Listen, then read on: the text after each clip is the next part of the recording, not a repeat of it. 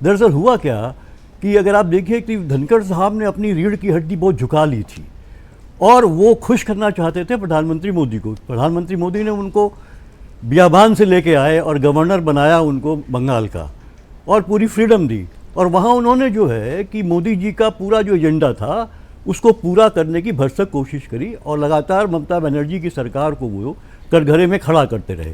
हालांकि एक दो मसले में उनका पॉइंट वैलिड था और जो सवाल उठाते थे वो, लेकिन ज़्यादातर मामले में दिक्कत था कि वो जानबूझकर एक केंद्र का जो डिक्टेट है उसको वहाँ फॉलो कर रहे हैं। और यही कारण है कि ममता बनर्जी ने भी कहा था कि ये तो पॉलिटिकल रिप्रेजेंटेटिव है, यहाँ पार्टी का जो है बीजेपी का रिप्रेजेंटेटिव है, ये गवर्नर नहीं है।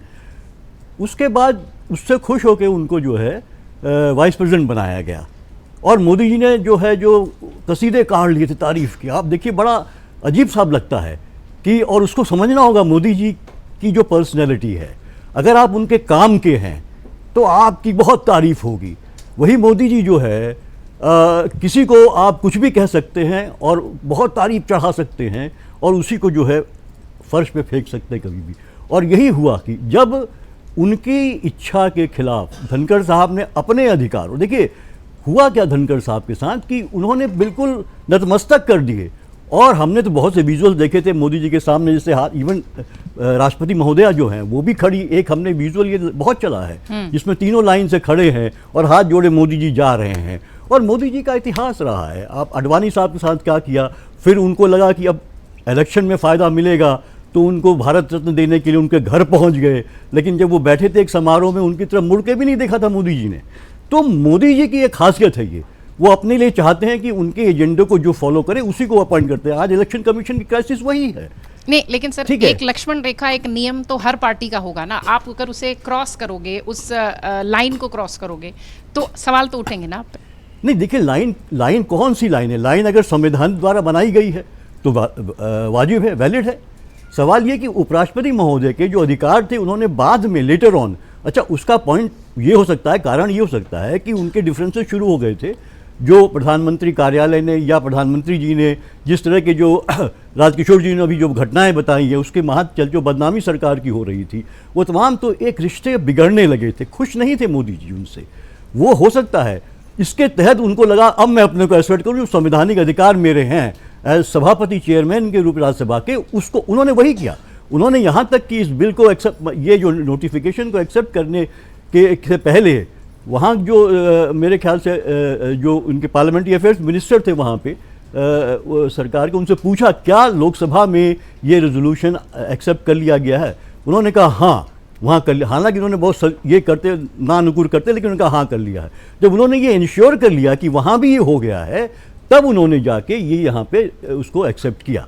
अब इसमें क्या लगा कि चाहे मोदी सरकार को ये कहा जा रहा है कि लगा कि साहब जो पॉलिटिकल स्कोर था वो हमें करना था, एक कमेटी जो जिसमें जॉन, ये तो चूँकि विपक्षी दलों का एक यहाँ पे नोटिफिकेशन था जिसको एक्सेप्ट किया गया खाली, तो सरकार का इन्वॉल्वमेंट नहीं था। ये तमाम चीज़ें उठ रही हैं, क्या फैक्ट है पता नहीं, लेकिन मुझे लगता है कि कहीं ना कहीं जो है वो डिफरेंसेस जो पैदा हो रहे थे, और जब उनको ये लगा तो अपने संवैधानिक अधिकारों का इस्तेमाल करना जो है धनखड़ साहब ने शुरू कर दिया। लेकिन बहुत लेट हो चुकी थी। एक आदमी जो लगातार नतमस्तक हो और खुश करने पे लगा हो, उसके बाद जब वो अपने को एसर्ट करने लगे तो इस तरह की स्थितियां बनती हैं। और वहाँ पे जिस तरह से आप देखिए किस तरह से उनके साथ किया गया एक वाइस, क्योंकि उस इंस्टीट्यूशन की बदनामी होती है। आप देखिए चाहे मोदी जी को पसंद ना आए कुछ ना आए, लेकिन इतने दिन बाद उनका ट्वीट आया उनके लिए, और वो भी बड़ा टर्स सा ट्वीट आया कि आपको बहुत सी अपॉर्चुनिटीज़ मिली। माने उन्होंने अपना क्या काम किया अच्छी तरह से वो नहीं, बहुत से अवसर दिए गए उनको और उन्होंने उनको निभाया और उनके स्वास्थ्य की कामना करते। तो इसमें दिखाई देता है कि क्या कितने रिश्ते गड़बड़ा गए थे। तो मोदी जी की ये खासियत है देखिए अगर आप देखें। लेकिन उससे होता क्या है कि इंस्टीट्यूशन की जो है वो जो जितने भी कॉन्स्टिट्यूशन इंस्टीट्यूशंस हैं वो बहुत डाइल्यूट हो जाते हैं, उनका नुकसान होता है। और यही हुआ है धनखड़ एपिसोड में कि जो वाइस प्रेसिडेंट का इंस्टीट्यूशंस है वो बहुत ही तरीके से जो है वो उसकी बदनामी हुई है। और ये सिर्फ व्यक्ति ऐसे जो अब आ गए हर जगह, आप देखिए जितने भी संवैधानिक पद में जिस तरह के व्यक्तियों को बैठाया जा रहा है, उनकी वजह से तमाम जो संवैधानिक पद हैं वो उनकी जो एक महत्व है, उनका जो गरिमा है वो लगातार घटती जा रही है। यही मुझे यहाँ पे दिखाई दे रहा है। और अल्टीमेटली जो मोदी चाहे वही होए और वही हुआ है। अगर आप ये वीडियो YouTube पर देख रहे हैं तो हमारे चैनल को सब्सक्राइब कर बेल आइकन दबाएं और Facebook पर देख रहे हैं तो हमारे पेज को लाइक करें।